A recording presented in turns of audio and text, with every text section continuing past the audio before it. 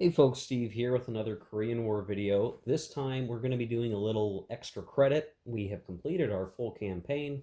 You can watch those other videos. You can watch the post-mortem for that.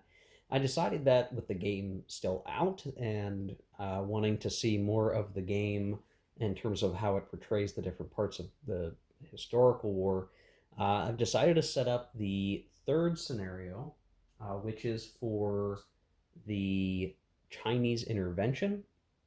And so I've got things set up because our campaign playthrough was very far off the sort of situation in the northernmost part of Korea, and we didn't really see the full advantage of that sort of surprise Chinese intervention and series of maneuvers and attacks, that this would be a good thing to set up and just sort of play in addition and get a flavor for it.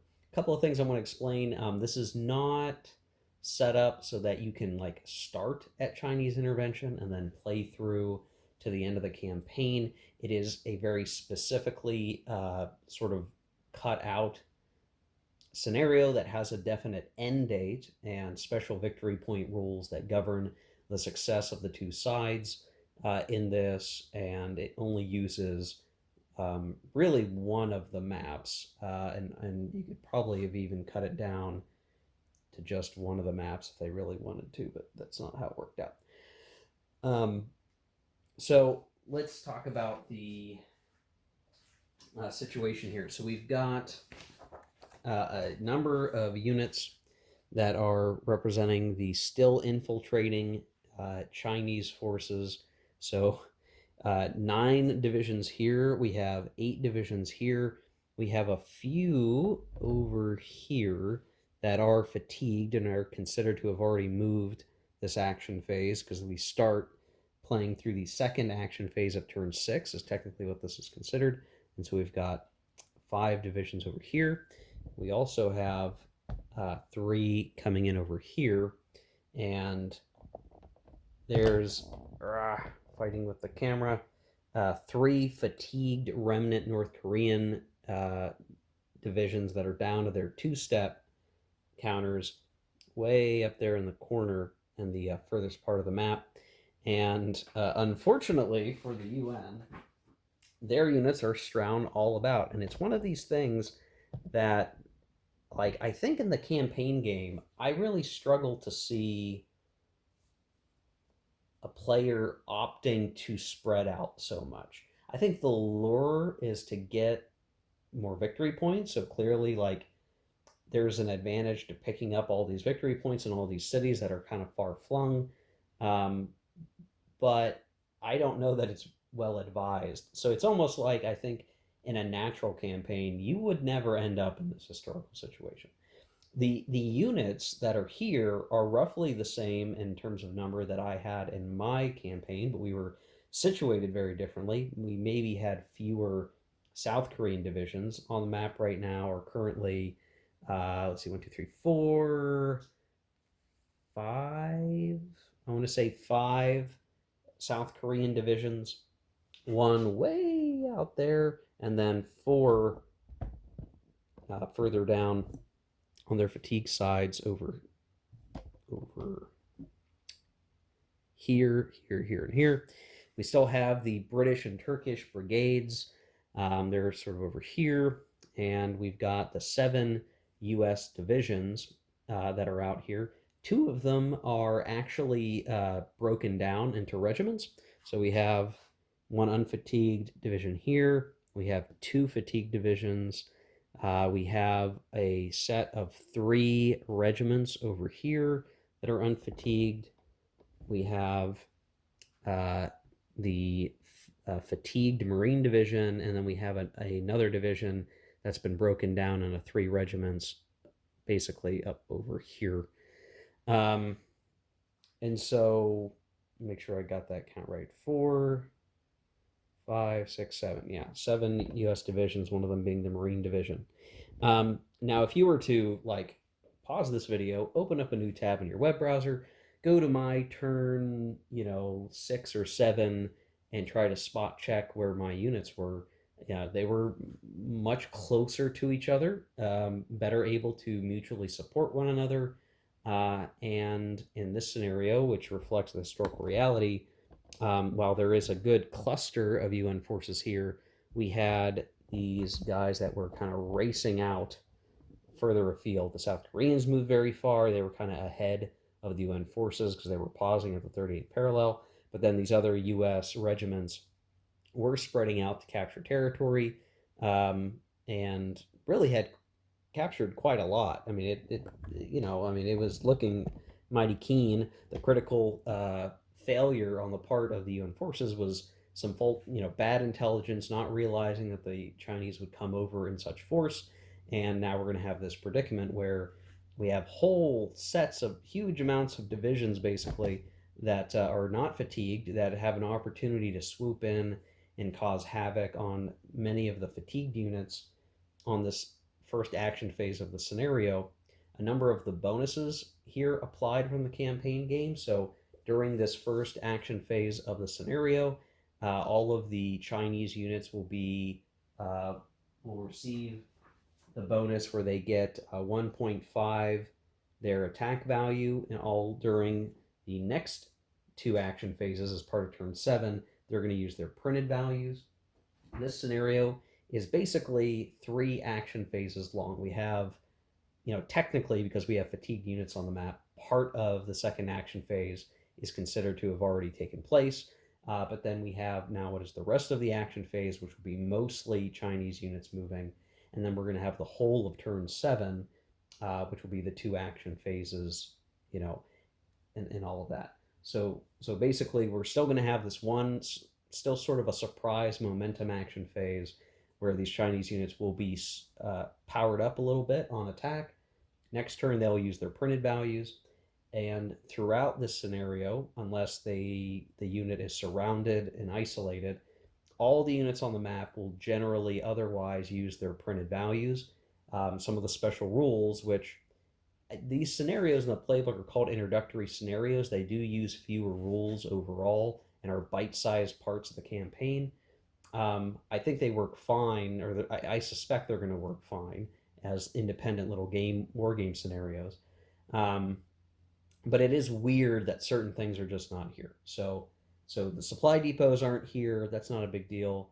But there's no assets, which I find really interesting because, I mean, it is an advantage that the UN forces had. Would have armor assets here. Now, granted, most of the map is situated where armor's not really going to matter, given the terrain. But like in my mind, over here, I would still expect to have some armor and provide some support. So I don't know if it's a balancing thing that there's no armor at all, but I would have suspected we had maybe a couple of armor assets somewhere, but just the special rules of the scenario, there are none. And then, in just a few other important things that are going to matter here, the victory conditions are particular. It does use a victory point margin to determine who wins, but instead of it being the UN player tracking victory points, it's really the North Korean player tracking victory points. And the way it kind of works out, there's a couple different ways to get victory points. If they destroy the UN Marine Division, they get 4 victory points. If they destroy any other UN division, and that means destroying it entirely, it's 3 victory points, and then any other regiment brigade is going to be worth 1 victory point. It doesn't seem like the South Korean units are worth anything, so that's something to keep in mind. If we can reclaim control of Hamhung and Hungnam, the North Koreans will, the communists, I guess. It's weird to refer to it as the North Koreans because at this point it's not the North Koreans, it's the Chinese communists, which to me just means it's the communist side. We can get 12 victory points for reclaiming those 2 cities, which I see as an important thing to accomplish. And then if we can either bypass or knock down the UN forces enough that we can send our own full strength or partial strength divisions across the map edge in the southern part of the map, we'll get victory points for that. And then in determining who wins, we look at the number and we make that determination. So the communists will essentially need 40 somehow. They'll need to reach 40 one way or another for victory. Now, the dividing line that is mentioned, I'm using this player aid sheet to kind of mark off the map, even though it doesn't quite cover all the hexes. There's this red dotted line that you probably can't see very well, just the camera angle that we're at. But there is a red dotted line that you normally don't even pay attention to in the campaign game, but it does mark it for this scenario. Basically, if there are UN units that are forced to retreat into this line, they're considered removed from the game. And then this is the line that these units want to get across for victory points, basically proceeding south down the peninsula. So this is why, like, you can't set up this scenario and then play the rest of the campaign, because there is a very edge of the world thing here that matters for victory. The victory points are set up specific to this scenario, and you don't even use assets or whatever. So I guess that's one thing the game is kind of missing, is like, well, it'd be nice to be able to play through the campaign at different starting points. That might be something that Korean Fire and I think that game did that, where you could do it, set it up, and then play through the rest of their campaign. You can't do that here. This is a self-contained thing. Maybe somewhere somebody's figured out a way to set it up and have, the whole campaign played from this point, but I don't remember seeing it. So that's maybe one little negative, that's just not an option here. But still, as a self-contained scenario, I think it's interesting. So we'll play through that. The UN also has some air units, but they are not available on turn 6. I believe it's assuming that all air has been used up at this point, and then going into turn 7, we will have basically 3 planes that we're allowed to use for close air support, and that's it. I don't know if I'm not sure why, well, I guess the interdiction planes being used to reduce supply, but that's not a part of the scenario, so they're excluded entirely. And then there's this, what feels like an artificial limiter on the air, because, like, yeah, we could have a lot more air. I was consistently using like 8 air units for close air support, but we're only getting 3, and that's all we get. So it feels like there's some artificial limiters on the UN capability. So I think, not only will the Chinese Communists do well here, just because of the situation, but resources that the UN would normally have in greater abundance, they simply don't have in this scenario. So might not be too exciting from that perspective. Now, what I'm going to do, because I just want this video to be relatively short, self-contained, I'm going to show the aftermath of the action phases rather than show every little action along the way, just so you guys can get a view of how this played out as I played it, just so you get a look at the scenario and kind of see how that works. It won't be a super in-depth video. If you want to see all the mechanics of this game in-depth, you can watch some of the earlier episodes in this series that covered the full campaign, where I kind of walk through the combats and all of that in meticulous detail. It just doesn't make sense to do that here. So what I'm going to do now is get things started. The way that the operations will work is that the communists are considered to have initiative for pretty much the whole scenario, and we'll be rolling on the Chinese initiative period column for determining how many operations we get to use each time we go. The UN player will use the 2 or 3 column of their initiative table, which basically equates to if they had spent 2 supply points, that is the equivalent. They're not going to get the accelerated commitment, because, again, units on the board for the UN side throughout the scenario are just going to use their printed values on their counters. So for sure, I mean, in compared to the full campaign, the number of rules used and the full breadth of it is much smaller, which I could see if somebody was just trying to learn the game, they could play this and not have to know everything in the rules. Of course, I'm the guy who just played through the full campaign, but all is well. All right, I will show you guys the aftermath of this turn 6, second action phase, beginning of the scenario, where the Chinese units have their 1.5 attack modifier that should help them clean up pretty swell in this scenario. Okay, here we are after the first action phase of the scenario, which is the second action phase of turn 6. Nothing too crazy. So far, I mean, I didn't do as much damage as I thought I might. There was a couple of attacks that just didn't do as well as I hoped. I did eliminate one UN division, so that puts 3 victory points on the scoreboard.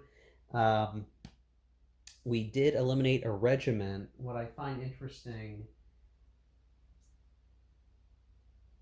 is that there's not a victory point tally for regiments. So if I were to read the scenario just straight up as is, you would have to destroy a division. Well, what if that division never existed? It was broken up into regiments from the beginning of the scenario. I'm going to probably choose to count, 3 regiments destroyed as a division. Um, Oh, I'm sorry. Never mind. There is a line. I'm blind, guys. Jesus. Yes, no. They get a victory point. So right now, um, right now we have a reduced South Korean division here that is a single step now, but that doesn't get us any victory points. We eliminated 1 regiment. This is a regiment that was up stuck up here in the north. We couldn't quite get that guy, but we'll get him shortly. And then the rest of it was that division here. So 4 victory points right now, which probably doesn't feel like a lot, but this was just the first turn. And so many of these units were already fatigued, and just kind of maneuvering them through the mountains to a place where they could actually be useful took up some time. So only in a few places did we really get to have the benefit of our 1.5 times bonus.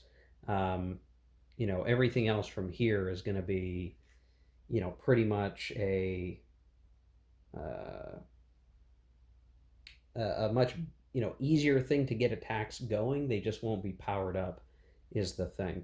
And of course, we're going to have all the allied units flip to unfatigued in the next action round. But yeah, we'll see. We'll see how it goes. What I try to do as the UN player is where I could even activate units, which was not very many places. I did try to put a fresh division in here, moved him up so that if I hadn't done this, I would have had a case where a Chinese division, sorry, could have moved through here, landed here, and then possibly attacked and destroyed this guy. So moving him up created too much of a traffic jam that the Chinese couldn't do that. Now, I think this is a bad position. I mean, the river helps them, but they're going to start to infiltrate down this way. So when they go, they're going to have to pull back and around and kind of hope for the best. I try to co-locate the brigades, the multinational brigades, the British and Turkish, so that they can turn into a division and maybe try to stop the Chinese. Same thing with the regiments that were over here near the cities that are worth victory points. Figure better to defend as a powered up division with the full combat power than nothing. And maybe I can get these Marines down here to help, though they're really not in a good position out on the trail, but nothing I could do about that. They were fatigued to begin with. So the transition to turn 7 and the next part of the turn is actually really simple, because we go into that and basically we're going to get, there are 3 planes. I'm not going to show them. The main thing is that we get 6 close air support points. Now that's for the whole turn. So if I use them all up in the first action phase, I won't have any for the second action phase. Um, so that's kind of the tough situation that we're in for that. There is no UN reconstitution, so nothing comes back and gets healed. We can do an amphibious evacuation, but I don't think that does a whole lot for us other than maybe saving some units from destruction. I'm not sure how that's actually going to go. So what I'm going to do off camera is I'm going to flip all these guys back to their their unfatigued sides. And I'm going to go ahead and go through the next action phase. So keeping in mind that none of the units now are powered up in any shape or form, it's going to be printed values, which will give in concentrated areas a number advantage on a one-to-one fight, but the strength of the Chinese at this point is they've just got greater numbers to surround and eliminate units, and they have initiative, which means they're going to get to pick their battles. Whatever they decide that they want to do, they're going to be able to do basically. So I will, yeah, I will take care of that. See you guys in a second. Okay, here we are after the second action phase, and I'm not making the progress that I feel like I need to be making as the Chinese. We have we did eliminate another regiment, which puts us at 5 victory points. We've given some step losses to some of these divisions, but the UN forces have managed to create a bit of a defensive line where they've entrenched in some areas, and even this Marine division up here is sticking it out, slowing these guys down. Though I think in a few places we're going to get some victory points for escaping, quote unquote, escaping divisions because there's a route out of there. But um, a reasonable. I think we have a reasonable um, amount of progress being made. If well, no, I don't think we're making good progress at all. I'm sorry. Uh, I'm doing this video kind of much later than I normally record things. I don't think we're doing very well. I think we need to get a major breakthrough, and then we need to get a bunch of stuff off. Right? We still need. I mean, gosh, we need 35 more victory points. Right? Like, where is that going to come from? We got to eliminate stuff. We got to move off the map. We've got 5. We need 35 more. Where is that going to come from? We need to take this for 12. We got to get a bunch of these guys off map. I feel like we're not going to have enough time to do it. I don't think we've got enough time. Unfortunately, I just don't see it. But let me go through the last action phase of the scenario, and we'll kind of review where things are at and kind of how this whole scenario is played out. So yeah, it's going to be like push through here, snake our way through here, maybe retake these couple of places, but I'd say right now it's not going to the Chinese's favor right now. Okay, guys, here we are after the end of the scenario, and the communists will lose this one. They managed to score 24 victory points. They would have been able to get more, maybe enough to win, but some of the die rolls just did not go their way. So this is considered a substantive UN victory. The critical thing is you can see like this guy almost made it off the map, but he ran out of movement points. And well, I guess I could have done something with this guy, but he wasn't really in range to do anything, so I sort of passed and gave up because none of these guys can get anywhere that would make a difference to get any more victory points whatsoever. I mean, some of this comes down to good play on the UN part and understanding like, okay, if we can activate several units at once and we rolled high on our activation roll for operations, like let's dig in, let's just make it hard. And so a couple of things. We managed to get 2 divisions off map, so that was 4 points. We eliminated 4 UN divisions, so that was 12. So 14, we got a couple regiments, 16, and then we picked up one of the cities that we needed, which gave us 6 more for 22. Wait, am I counting right? Let me make sure I'm not. 3 times 4, 12, 14, 18. Okay. 18 and 18 and then the 6 for the city. So yeah, 24. Okay, I got it right. I mean, you can see like the important thing was the UN tried to throw some Zocs in the way and dig in. That was the key part of the strategy. The other part was to get guys off the map, you have to use the road. They're just too slow otherwise. These rough terrain hexes are 4 movement points. Or I'm sorry, in some cases, it should have been 3 movement points for some of the time. But yeah, 3 movement points for North Koreans. But either way, trying to trudge their way through, even using the trails, like a lot of these guys just couldn't get to where they needed to be. And the critical junction was this road here. Like this road junction was key. If you could break this line of UN divisions enough that you could sail down this road, you could have easily gotten, um, you know, a dozen divisions off map or something and gotten a huge amount of points to win. But the stubborn UN just kept keeping this road locked down with either a Zoc or a unit, and the victory is probably going to be owed to this step of South Korean, a remnant of the South Korean division that was there, that just because they had one step left, they continued to project a Zoc, and we had to go around it. And even over here, we were able to sneak some Kais past. This division stood in the way. So we had a couple of, we had several reduced divisions out here that were almost destroyed, but they managed to hang on with, either one step. This guy, this guy started, way out afield, or wait, where did he start? I can't remember now.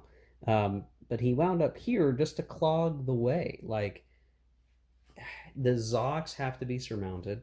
The Marine Division survived, amazingly enough. Now, part of that, I think, is due to a strict reading of the rules that I kind of want to call foul. So if you look at the C right there, it talks about using printed combat values throughout the game. Like, if this were a normal game context, like, these guys would have been out of command range and quartered, and in which case they would have almost certainly been destroyed.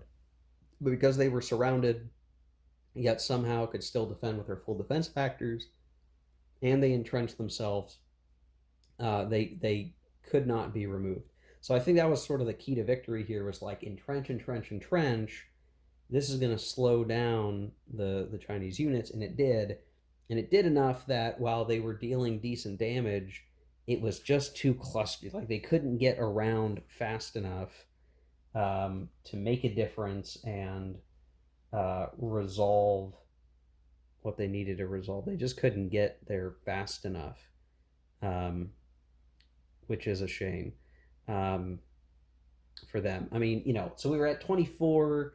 Had maybe I gotten through things a little more efficiently, had maybe a couple die rolls gone a little bit better, I do think we would have been pretty close to 40, probably not quite 40. So again, bad play on my part as the communist. I'm just not quite getting their best shots in one way or another, I guess, is just the reality of it. These were the 2 units that made it across.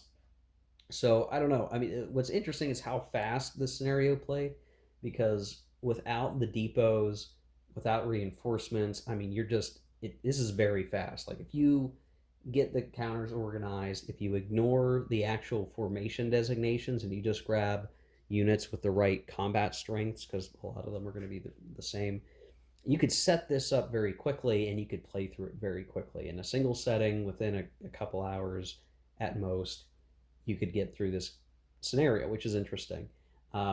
It is tough. It's tough on the victory measure. It is balanced that way. Like, clearly, the Chinese forces are going to beat the hell out of the UN forces. And that is largely what happened. I mean, we eliminated a lot of units. We eliminated some Republic of Korea divisions that we don't get any victory points for, but I needed to get them out of the way to clear the roads and stuff.